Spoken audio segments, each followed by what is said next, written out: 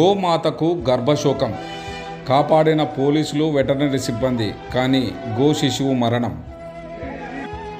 కళ్ళ ముందే పిల్లలు చనిపోయే స్థితిలో ఉన్నప్పుడు తల్లి పడే ఆవేదన మనుషులలోనే కాదు, పశు పక్షాదులలో కూడా ఉంటుందని హృదయాన్ని కదిలించే సంఘటనా దృశ్యం కర్నూలు జిల్లా మండల కేంద్రమైన వెల్దుర్తిలో జరిగింది.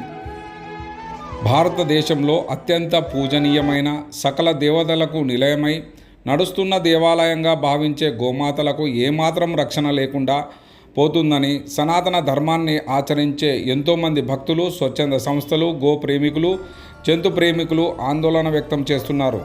ముఖ్యంగా వీధి కుక్కల స్వైర విహారంతో ఎన్నో గోమాతలు గాయపడి సరైన వైద్యం అందగా మరణిస్తున్న సంఘటనలు ఎన్నో ఉన్నాయి. ఈరోజు కర్నూలు జిల్లా మండల కేంద్రమైన వెల్దుర్తి పోలీస్ స్టేషన్ ఆవరణలో ఒక నిండు గర్భిణీ గోమాత ప్రసవించింది. గోమాత ప్రసవించిన చిన్నారి గో శిశువు మీద వీధి కుక్కలు పదుల సంఖ్యలో దాడి చేశాయి.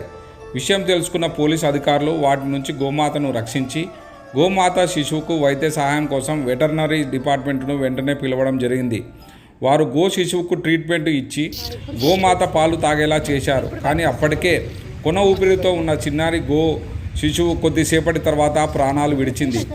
గో శిశువు ప్రాణాలు కాపాడడానికి ప్రయత్నించిన వెటర్నరీ సిబ్బందికి పలు స్వచ్ఛంద సంస్థలు అభినందనలు తెలిపారు. ముఖ్యంగా గోవుల యజమానులు కానీ, దేవునికి వదిలినటువంటి గోవులను కానీ రక్షించుకోవాలని, దేవునికి వదిలిన గోవులను గోశాలలకు తరలించాలని వారు కోరారు. గోవుల యజమానులు విచ్చలవిడిగా గోవులను వీధిలో వదిలివేయరాదని, ఒక సంరక్షకుని పెట్టుకొని కాపలా చేసుకోవాలని కోరారు.